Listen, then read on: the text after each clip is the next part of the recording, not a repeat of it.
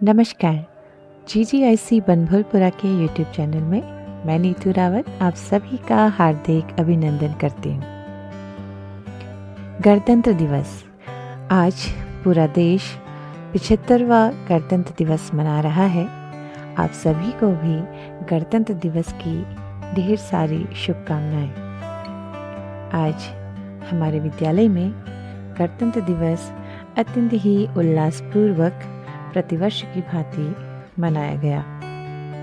हम सभी गौरवान्वित हैं कि हम इस भारत भूमि में पैदा हुए हैं, जिसे वीर सपूतों ने अपने खून से सींचा है। आज के अनेक कार्यक्रमों में सर्वप्रथम प्रभात फेरी का आयोजन किया गया।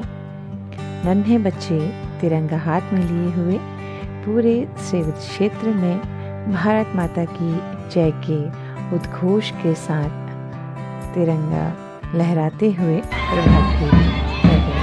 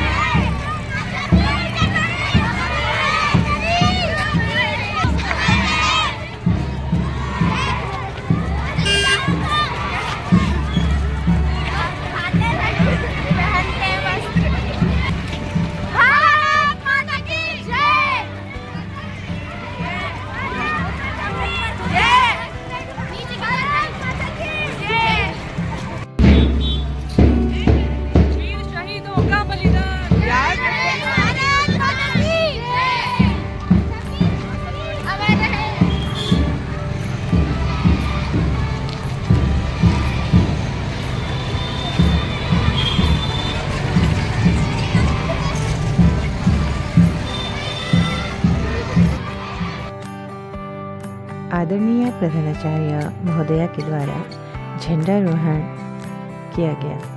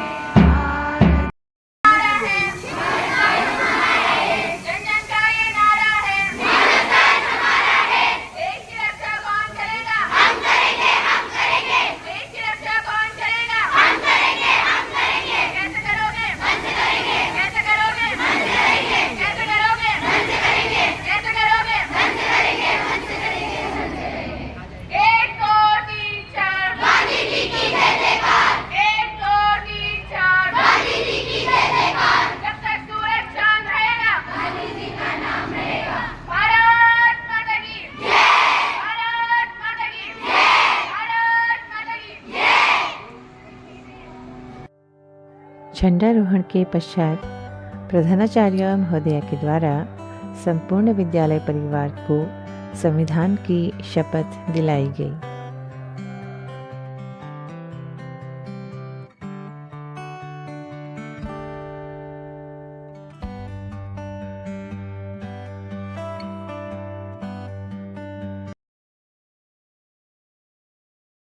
बच्चों, आज अत्यंत हर्ष का विषय है कि हम सभी यहाँ पर 75वां गणतंत्र दिवस मनाने के लिए एकत्रित हुए हैं। इस पावन पर्व पे आपको एक शपथ दिलाई जाएगी, जिसका पालन आपको आगे भी करना है।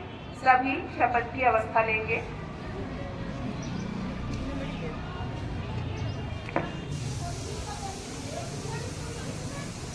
हम भारत के लोग भारत को एक संपूर्ण प्रभुत्व संपन्न समाजवादी पंथ निरपेक्ष लोकतंत्रात्मक गणराज्य बनाने के लिए तथा उसके समस्त नागरिकों को सामाजिक आर्थिक और राजनीतिक न्याय विचार, अभिव्यक्ति, विश्वास, धर्म और उपासना की स्वतंत्रता, प्रतिष्ठा और अवसर की क्षमता प्राप्त कराने के लिए तथा उन सब में व्यक्ति की गरिमा और राष्ट्र की एकता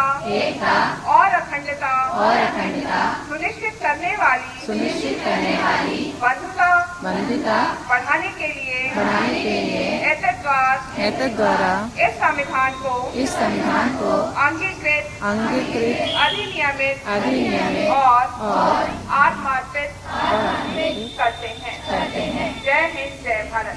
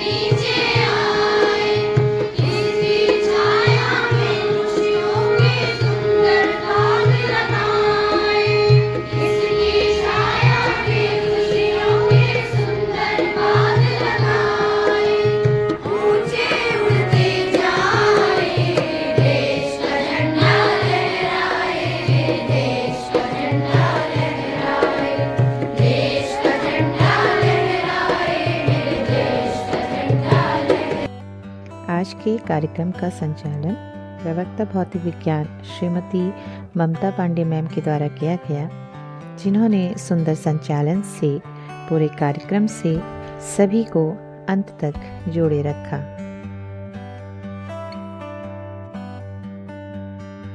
बंधुलपुरा का ये प्रांगण साक्षी है आज के इस दिन का। ये नीला अंबर साक्षी है कि हम सब मिलकर 75वां गणतंत्र दिवस मना रहे हैं। ये हमारे जीवन का महात्म्य है कि हम सब मिलकर, ये एक वास्तव में हमारे जीवन की विशेष उपलब्धि है कि हम सब हीरक गणतंत्र दिवस में शामिल हैं और इसे मना रहे हैं। आज ही के दिन 26 जनवरी 1950 को हमारा संविधान लागू हुआ था। हमारा देश का सबसे बड़ा विधान, जिसने हमारे देश को एक लोकतंत्रात्मक गणतंत्र की उपाधि दी। और इसके बारे में यह कहेंगे कि आज का दिन जो है एक राष्ट्र के रूप में हमारी जो उपलब्धियां हैं उन्हें मनाने का पर्व है। उस उत्सव को मनाने का है जो हमें अविश्वसनीय अदम्य साहस हमारे भारत का प्रदर्शित करता है, उस पर्व को मनाने का आज का दिन है। और साथ ही यह हमें उस ओर भी इंगित करता है कि हमें अपने आगे जो हमारी कुछ परेशानियां जो हमें दिख रही हैं, उन्हें किस प्रकार से हम निपट सकें, उनसे किस प्रकार से हम जल्दी से दो चार होकर उन्हें दूर कर सकें। उन वीर सैनिकों के लिए मैं चार पंक्तियां कहूंगी।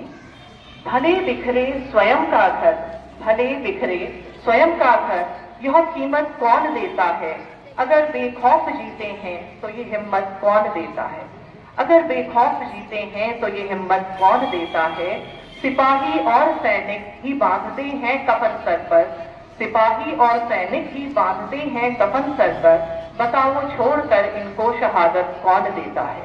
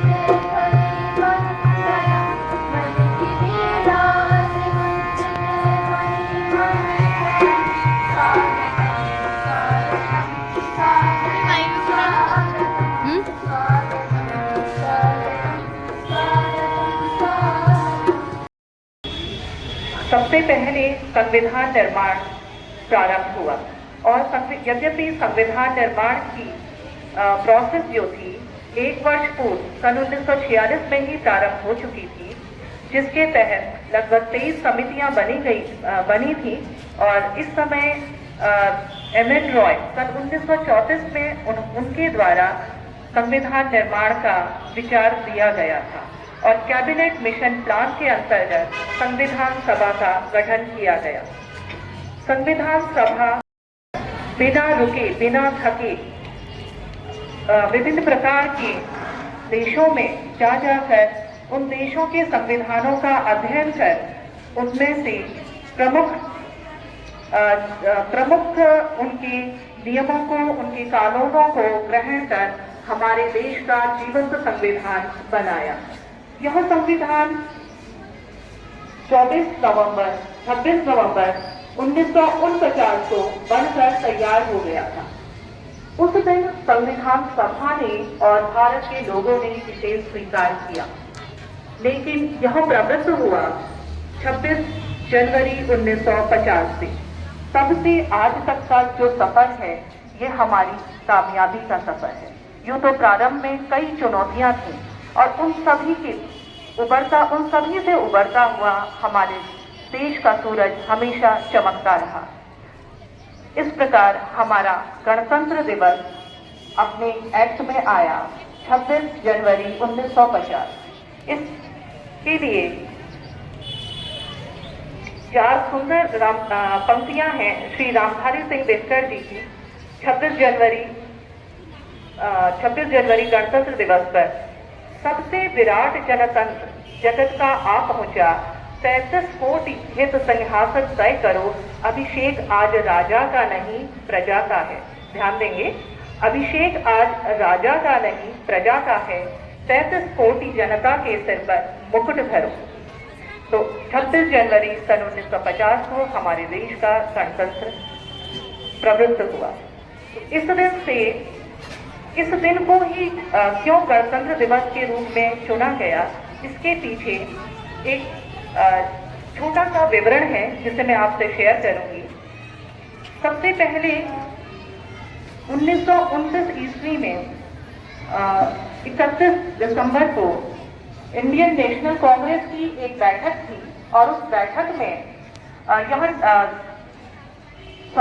भारत द्वारा यह निर्णय लिया गया कि हम पूर्ण स्वराज की मांग करेंगे और अपने देश का तिरंगा लहराएंगे।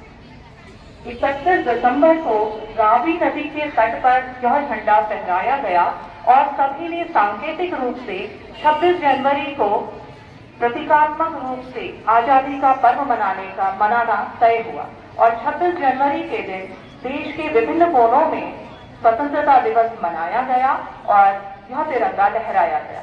इसी कारण 26 जनवरी के दिन हमारा यह संविधान प्रवृत्त किया गया। आदरणीय प्रधानाचार्य महोदया के द्वारा माननीय शिक्षा महानिदेशक श्री बंशीधर तिवारी जी का संदेश सभी को सुनाया गया। बच्चों, गणतंत्र दिवस के इस पावन अवसर पर हमारे महानिदेशक विद्यालय शिक्षा, हमारे शिक्षा मंत्री डॉक्टर धन सिंह रावत जी, सचिव विद्यालय शिक्षा श्री रविनाथ रमन जी, इनका संदेश आपके लिए भेजा गया है, जिसमें मैं बंशीधर तिवारी महानिदेशक विद्यालय शिक्षा का संदेश आपके सामने पढ़ रही हूँ। बच्चों, इसको बहुत ध्यान से सुनोगे, इसमें सारी चीजें आपसे संबंधित हैं। गणतंत्र दिवस के पावन अवसर पर सर्वप्रथम मैं देश के स्वतंत्रता सेनानियों को नमन करता हूँ, जिनके त्याग और बलिदान से हमारा देश आजाद हुआ है और इस पुनीत अवसर पर विद्यालय शिक्षा की गुणवत्ता उन्नयन के लिए तत्पर समस्त शिक्षकों, कर्मचारियों और शिक्षा अधिकारियों को हार्दिक शुभकामनाएं। राष्ट्रीय शिक्षा नीति 2020 भारतीय ज्ञान परंपरा के संरक्षण पर बल देती है। हमारे नौनिहाल राष्ट्र के गौरवशाली अतीत और समृद्ध सांस्कृतिक विरासत से परिचित हो, इसके लिए उत्तराखंड विद्यालय शिक्षा द्वारा हमारी विरासत और विभूतियां नाम से पुस्तकें तैयार की जा रही हैं।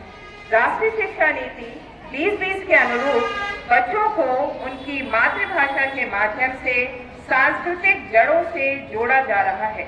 इसी के दृष्टिगत गढ़वाली, कुमाऊनी, जौनसारी और अन्य भाषा में पुस्तकों का निर्माण का कार्य प्रगति पर है।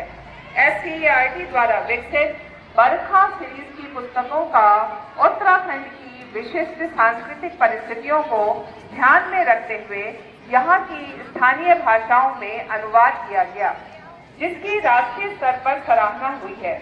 बुनियादी साक्षरता एवं अंक ज्ञान को सुदृढ़ करने और नौनिहाल के भावी शैक्षिक विकास को ध्यान में रखते हुए राज्य में बाल वाटिका कक्षा का प्रभावी क्रियान्वयन किया गया है। इस हेतु बाल वाटिका, हस्तपुस्तिका, प्रशिक्षण, साहित्य विकास और विभिन्न स्तरों पर प्रशिक्षण संचालित किए गए हैं। राज्य में प्रवक्ता हिंदी डॉक्टर यास्मीन शबाना मैम के द्वारा माननीय शिक्षा मंत्री श्री धन सिंह रावत जी का संस्कृत में संदेश पढ़कर सुनाया गया। संदेश का पाठन कर रही हूँ। यथा इति प्राप्ति द्वारा डॉक्टर धन सिंह रावत संस्कृत शिक्षा मंत्री उत्तराखंड सरकार, जो कि उत्तराखंड सरकार के शिक्षा मंत्री डॉक्टर धन सिंह रावत जी द्वारा प्राप्त हुआ है। ऐ बांधवा, हे बांधुजनों, भारतीय गणतंत्र दिवस अस्मान् संविधान अनुपालनस्य कर्तव्यबोधस्य आत्मविकासस्य अनुशासन पालनस्य च प्रेरणां प्रदाति। भारतीय गणतंत्र दिवस हमें संविधान का पालन करने का, कर्तव्यबोध का, आत्म विकास का और अनुशासन पालन करने का प्रेरणा प्रदान करता है। गणानां जनानां लोकानां प्रजानां तंत्रं नाम गणतंत्रं लोकतंत्रं प्रजातंत्रं व अभिधीयते। लोगों का, प्रजा का और जनता का इस तंत्र को गणतंत्र, लोकतंत्र और जनतंत्र के नाम से भी जाना जाता है। भारतदेशे सर्वतो विशाल जनतंत्र देशा वर्तते। भारत देश का सबसे बड़ा विशाल जनतंत्र है। जनतंत्र जनतायाः शासनं जनता द्वारा संचालितं जनहितात् च भवति। जनतंत्र जनता का शासन जनता के द्वारा जनता के हित के लिए संचालित होता है। अत्र जनो न साधम मात्रम अपितु साध्यम एव।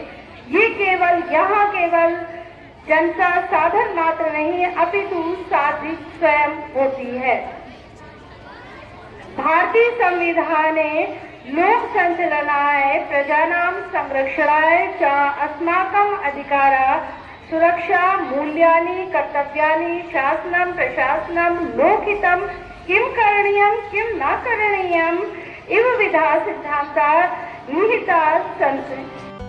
स्वीप हल्द्वानी के द्वारा मतदाता दिवस पर आयोजित कार्यक्रम में भाषण प्रतियोगिता में प्रथम स्थान प्राप्त करने पर कुमारी सना खातून, मेहंदी में द्वितीय स्थान प्राप्त करने पर कुमारी कशिश, सेल्फी कॉर्नर बनाने के लिए कुमारी प्रिया गुप्ता, साथ ही block coordinator SVEEP Haldwani Shrimati Monika Chaudhary ma'am को प्रधानाचार्य महोदया के द्वारा गणतंत्र दिवस पर सम्मानित किया गया। श्रीमती रचना बरगली मैम के द्वारा संविधान क्या है इस विषय पर बच्चों को बहुत ही सुंदर जानकारी दी गई।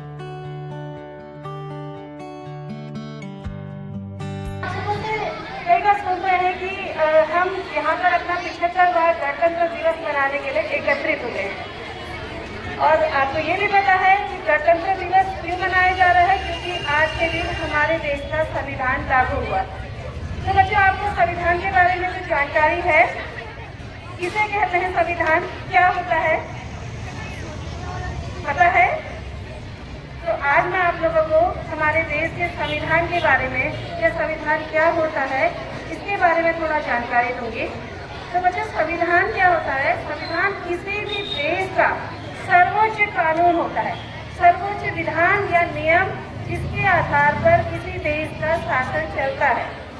किसी देश में कार्यपालिका, विधायिका, न्यायपालिका किस तरीके से काम करती है, कैसे इनका चयन होता है, राष्ट्रपति, प्रधानमंत्री या हमारे जितने भी जो सरकार होती है उसका चयन कैसे होता है, राज्यों की क्या ड्यूटीज होती है, हमारे क्या अधिकार हैं, नागरिकों के क्या अधिकार हैं, ये सारा सब कुछ लिखित संविधान में दिया गया होता है। और हमारे देश का जो संविधान है वो विश्व का सबसे बड़ा लिखित संविधान है। तो आज मैं आपको संविधान के बारे में थोड़ा डिटेल में बताऊंगी, थोड़ा विस्तृत जानकारी आपको दूंगी। बच्चों, आप सभी को पता है कि हमारा देश 15 अगस्त 1947 को आज़ाद हो गया था। अब हमारा देश आज़ाद तो हो गया था, पर भारत में जो कानून या नियम चल रहे थे या जो शासन व्यवस्था संचालित हो रही थी वो ब्रिटिश सरकार के जो नियम थे, कानून थे या जो अधिनियम बने थे उसके आधार पर हमारे देश का शासन व्यवस्था संचालित हो रही। मतलब ना तो केवल समझिए कि हमारा देश आज़ाद हो गया था, पर सारे कानून और जो अधिनियम थे, नियम थे वो ब्रिटिश सरकार के ही लागू हो रहे। तो पूरी तरीके से हमारा देश आज़ाद या स्वतंत्र तब माना जाता जब हमारे देश की परिस्थिति और यहाँ की स्थितियों के आधार पर कानूनों का गठन किया जाता, उनका निर्माण किया जाता और देश के अपने कानूनों को लागू किया जाता।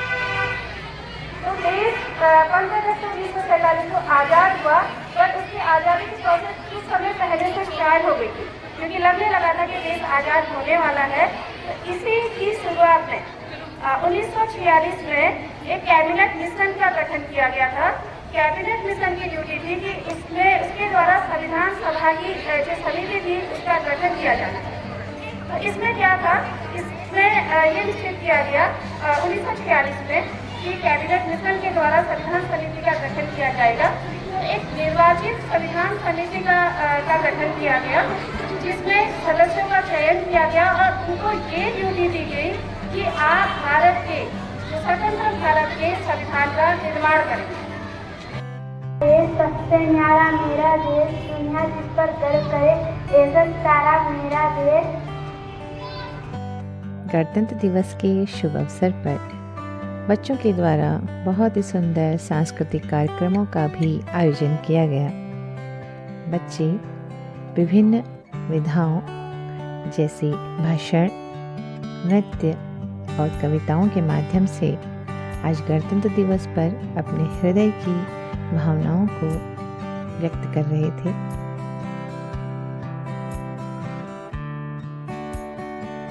बच्चों की सुंदर प्रस्तुतियाँ और तिरंगे के प्रति उनका प्रेम देखते ही बनता है।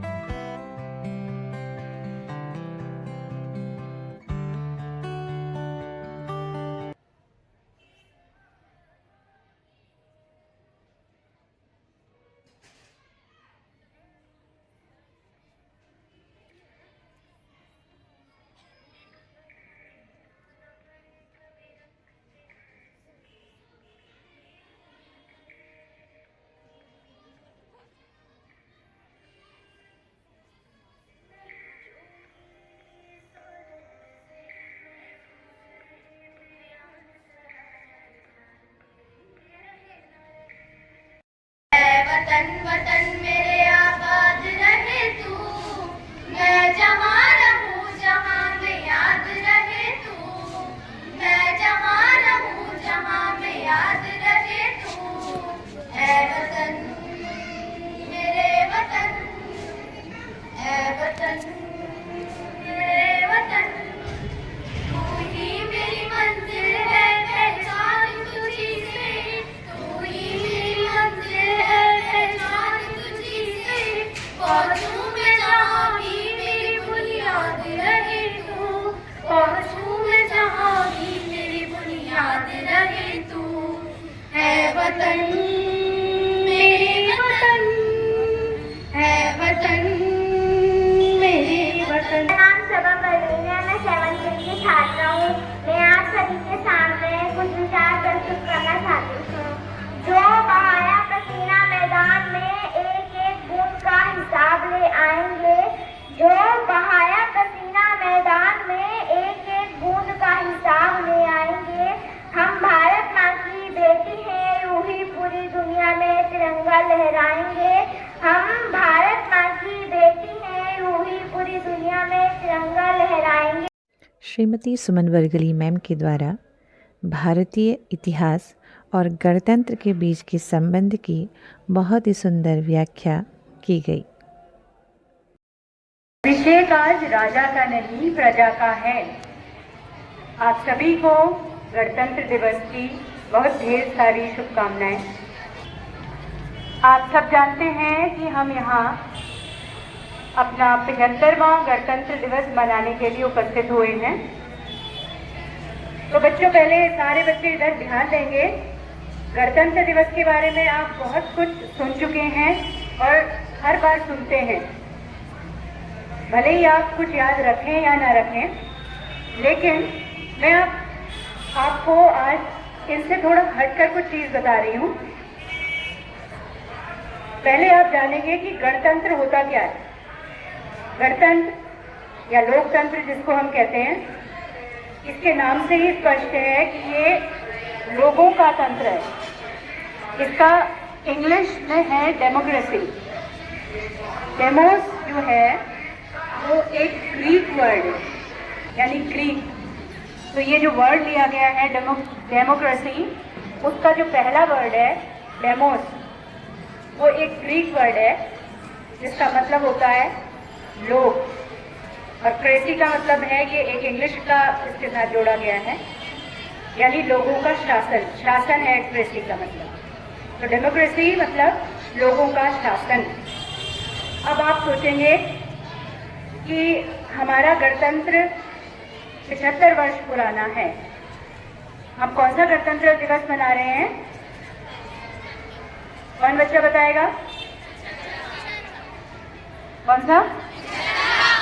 75वां गणतंत्र दिवस मना रहे हैं। लेकिन ये बात जानकर आपको आश्चर्य होगा कि हमारा भारत देश ही वो देश है जिसने पूरे विश्व को लोकतंत्र दिया है। अब आप पूछेंगे कैसे?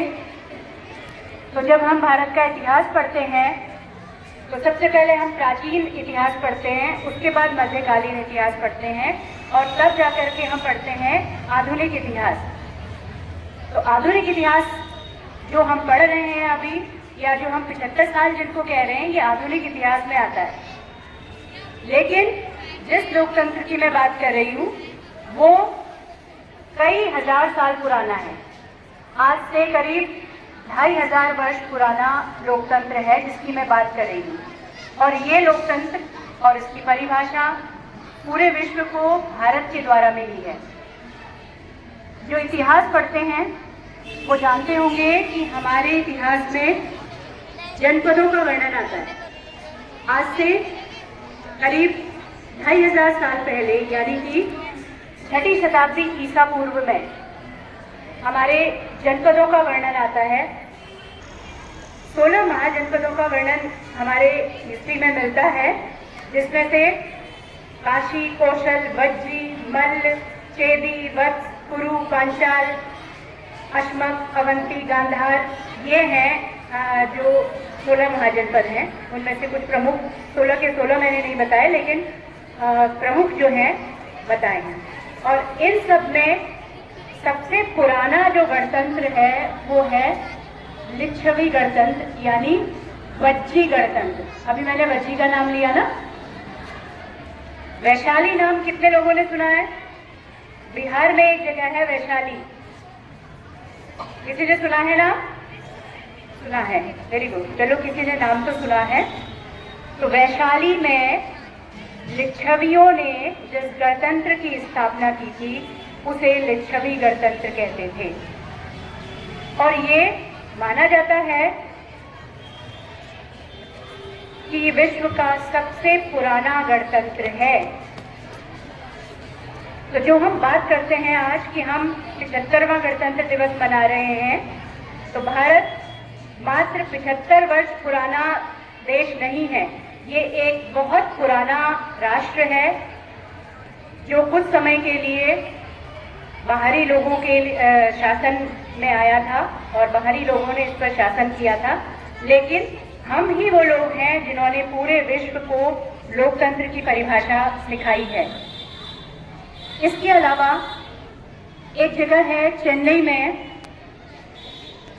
जिसका नाम है वैकुंठ पेरुमल मंदिर, वहां पर है। उस मंदिर में एक अभिलेख लिखा हुआ है जो कि लोकतंत्र की पूरी प्रक्रिया उसमें दर्ज है। तो ये हमारी प्राचीन लोकतंत्र व्यवस्था का एक जीता जागता सबूत है। अगर आप कभी सुना होगा बौद्धों के बारे में, तो वो बोलते हैं बुद्धम शरणम गच्छामि और संघम शरणम गच्छामि। सुना है ना? तो ये संघ क्या है? ये संघ भी एक प्रावधान है, एक संविधान है जो कि मठ में रहने वाले भिक्षुओं के लिए लागू किया जाता था। और इसकी पूरी एक कहना चाहिए कि नियमावली है जिसे विनय पिटक कहा जाता है। तो विनय पिटक में बौद्ध मठ में रहने के लिए पूरा संविधान है कि किस तरीके से एक भिक्षु बौद्ध मठ में रहेगा। तो ये जो हम देख रहे हैं कि मतलब संविधान लागू करना या संविधान यानी नियम कानून हमारे भारत में प्राचीन समय से चले हुए आ रहे हैं। और उसके बाद रोम, ग्रीक यानी यूनान, इन देशों ने भी इस लोकतांत्रिक व्यवस्था को अपनाया। और हम देखते हैं कि प्राचीन विश्व में सबसे पुराना कहना चाहिए कि जो देश है वो है यूनान, जहाँ पर लोकतांत्रिक व्यवस्था लागू की गई थी।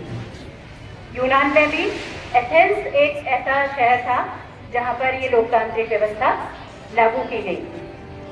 उसके बाद रोमन साम्राज्य में भी कई जगह पर ये लोकतांत्रिक व्यवस्था लागू की गई।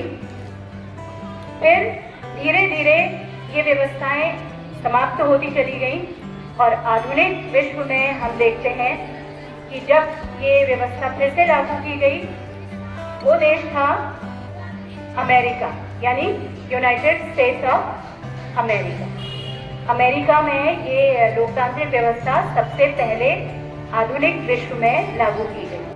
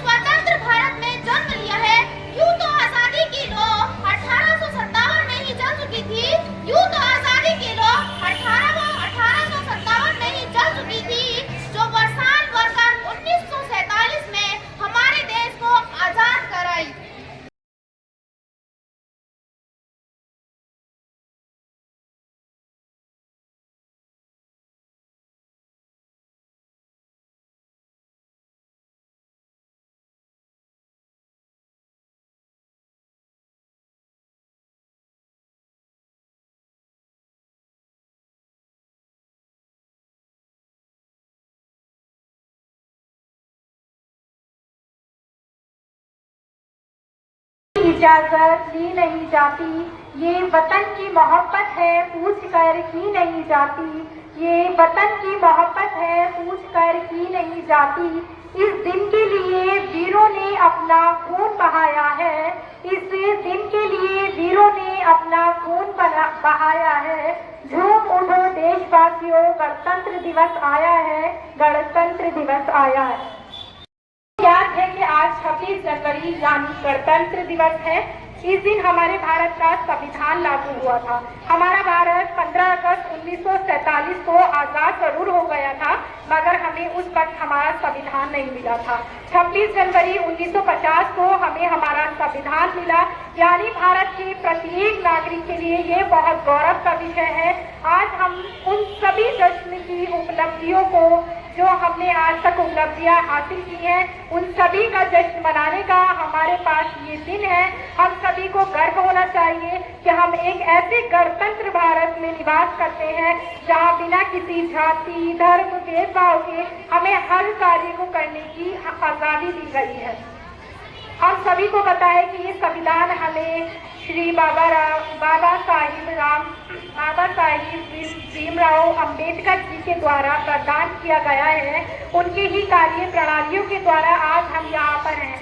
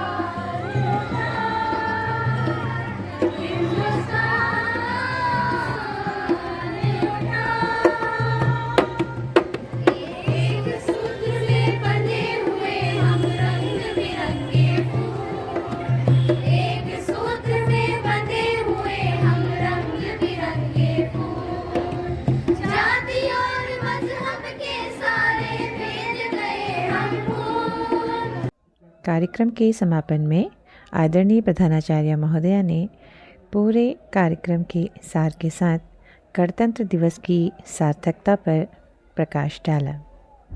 सभी यहाँ 75वां गणतंत्र दिवस मनाने के लिए उपस्थित हुए हैं। कार्यक्रम आपने झंडारोहण से लेकर के अंतिम कार्यक्रम तक देखा। कार्यक्रम में सभी ने बढ़ चढ़कर हिस्सा लिया और बच्चों, मैं आपकी शिक्षिकाओं के लिए कहना चाहूँगी कि इन्होंने आपके आज के इस कार्यक्रम पे इतने सुंदर तरीके से प्रकाश डाला है कि यदि आपने ध्यान से सुना होगा तो आपको आज के कार्यक्रम का आशय क्या है बहुत अच्छी तरह स्पष्ट हो गया होगा। रचना वर्गी मैडम ने संविधान के ऊपर बहुत सुंदरता से प्रकाश डाला और सुमन वर्गी मैडम ने गणतंत्र दिवस हम क्यों मनाते हैं बहुत अच्छी तरह से आपको समझाने का प्रयास किया है। तो बच्चों, आज का दिन हमारे लिए बहुत पावन दिवस है जब हम नीले अंबर के नीचे स्वतंत्र रूप से सांस ले रहे हैं। हमारी इस आज़ादी में जो हमारी ये स्वतंत्रता है, इसके लिए जिन जिन लोगों ने त्याग और बलिदान किया है उन सभी को हम शत-शत नमन करते हैं। नमन करते हैं उन माताओं को जिनके आंचल का लाल गया। नमन करते हैं उन महिलाओं को जिनके मांग का सिंदूर गया। नमन करते हैं उन बहनों को जिनके हाथ की राखी गई और नमन करते हैं उन बच्चों को जिनके सर से बाप का साया गया। तो बच्चों, बहुत सारे त्याग और बलिदान के बाद आज आपको ये दिन मिला है जिसको हम इतने हर्षोल्लास के साथ मना रहे हैं। तो बच्चों, आप सभी को एक नागरिक होने के नाते आपका भी ये कर्तव्य होना चाहिए कि जो ये स्वतंत्रता आपको प्राप्त हुई है, जो आपको ये संविधान मिला है, जिससे जीने का आपको अधिकार मिला है, उसमें कुछ थोड़ा प्रतिशत आप भी इसके बारे में सोचें और इसको और अपना आप क्या योगदान दे सकते हैं, ये आपका एक भारतीय नागरिक होने के कारण परम कर्तव्य बनता है।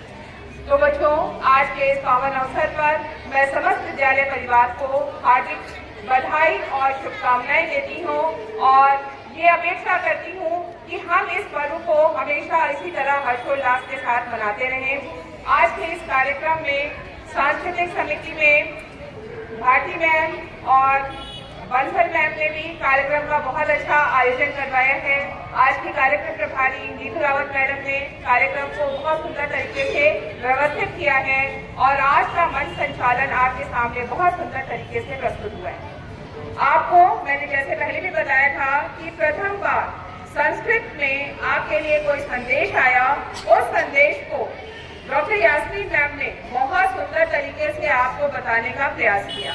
तो बच्चों, आपके सामने जो इतने कार्यक्रमों की प्रस्तुति होती है, इन सबको आपको बहुत ध्यान से सुनने की आवश्यकता है क्योंकि हर कार्यक्रम आपसे संबंधित है, आपके लिए है।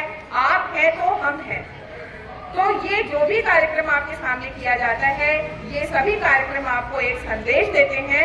तो इस कार्यक्रम को हमेशा हम यूं ही मनाते रहें। इन्हीं ढेर सारी शुभकामनाओं के साथ मैं आज इस कार्यक्रम के समापन की घोषणा करती हूँ। धन्यवाद।